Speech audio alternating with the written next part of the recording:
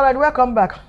We are still discussing millions out of school children, and implications. That takes me to another one. I say briefly mention government policy on education and how does it affect the system? Yes, ma'am. Like I mentioned earlier, we've had a lot of policies between 1960 to 70, the 80s to 90, like the universal basic education, the national population education. But like I pointed out, the problem has always been implementation. For instance, the universal basic education stipulates that every child at least must have primary and secondary education. That is the basic expected. But we still have a lot of these children between the ages of 6 and 11, 14, when they are expected to be in either primary school or secondary school, you see them outside the school. So that means that the policies are there. It's not as if we are short of policies. Just recently, we have another one that they call national planning in funding, safe schools. And that is just to be implemented between 2023, the year we are in now, to 2026. It's a good policy in place. But because when we look at the content, you will know that, oh, this is fantastic, because this is expected to make education to be inclusive, whether you are low, whether you are in rural area, whether you are in urban area. Is meant to be an inclusive educational policy that is free, that is of quality, not just anyhow education. Despite the fact that someone cannot afford to put his or her children in private school or something, does not mean it's a right. Education is human rights issue. For every child, it's a right. Yes, it's a right that must be given. So it's not as if anybody is begging government to do this. They have the right to have access to free, quality, inclusive education. Even those who have one disability or the other, they are all captured. It's their right to have good quality education. But what do we have? Even you go to some school, accessibility to some schools is nothing to write home about for those who have one disability or the other. Maybe those who are blind, maybe those who are crippled. You see they run way to classrooms. They are not, the best for some people who have one disability or the other. But this should not be. Every schools we have provided, apart from providing basic securities in those schools, so that even the teachers, all the personnel in the school, they will have that, rest of mind to discharge their duties. But when you have situation where people are there and they don't know what can happen the next minute, it's a serious problem, it's a serious issue. We have all these policies in place. They are there, fantastic documents, but the problem has always been implementation. And we hope that it will not be just about saying and signing, being signatories to many of these UN ratifications, UNESCO, UNICEF, all global initiatives that ensuring that every child has, access to free quality education. It's not a matter of just being signatory to it, but how are we implementing these policies? How are we putting actions into those policies put in place? That's what we expect from those politicians, our leaders generally, to ensure that it's not about talking, but it's about actually doing this thing and ensuring that every child, because at the end of the day, it's going to rub off on everybody positively when we have access to free quality education.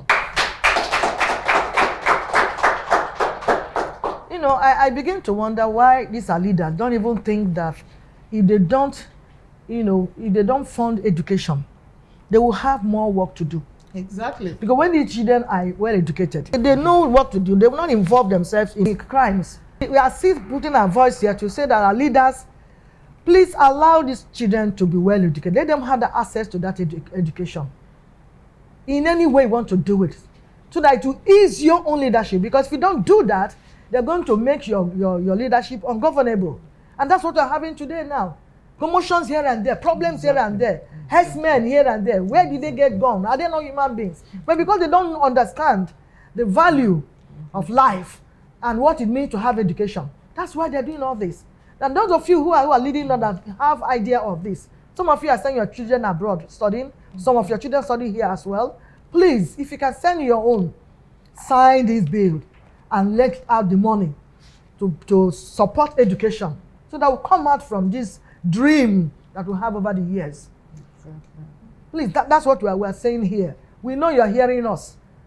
Please do that. From state to state, the 3 tiers of government will have, from local government, from state, and even from federal. Please do all you can to invest in education so that you will be free in your leadership. You won't have all this problem here and there, because everybody knows what he or she is expected to do at any given time. It's for your own good, actually, because if you don't, the population is squeezing more and more, and there will be more problems. Yes. So the first thing is to make sure we really invest in education. This has been discussed over and over again from this platform or other platforms. Let's now have a listening ear. Our government have a listening ear and invest in education in your own local government, in the states, and in the federal. And all of us will be happy. I know it's doable, we can achieve it. The policies are there, as she rightly said. Please let it be implemented. Let there be enforcement so that we and our children can also have peace. Yeah. Now we'll take a break now. Vivid View. Say and do it. Welcome back. Still discussing millions out of school children and implications. This takes me again to the next question. In spite of the budget for education, we still have out of school children. Why? That's true, Ma. We know that our problem in this country is multifaceted. Even with the budget for education, we'll still have corruption somewhere along the line. Let's take, for instance, we were talking about children going to school without breakfast, or some of them trekking long distance before getting to school. We have some governments that have introduced, meals in school. But if I tell you what our, findings have been, regarding those school feeding stuff, we will all be amazed. That is to tell you that if something has been put in place to help the downtrodden, and we have some people somewhere, cornering the money to their pockets, mismanaging and embezzling the money, enriching themselves through this.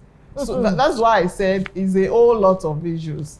And when we cannot tackle corruption, definitely it's going to keep on affecting so many other things. It's just like budgets that we've done for roads, and years have gone, people are not, implementing the budget as it should. Money have been budgeted for roads, and people are not doing the roads.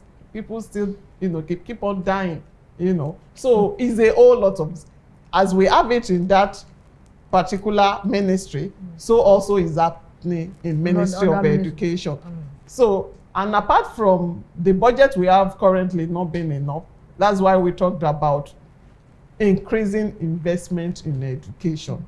When we increase investment in education, then we do proper monitoring as well.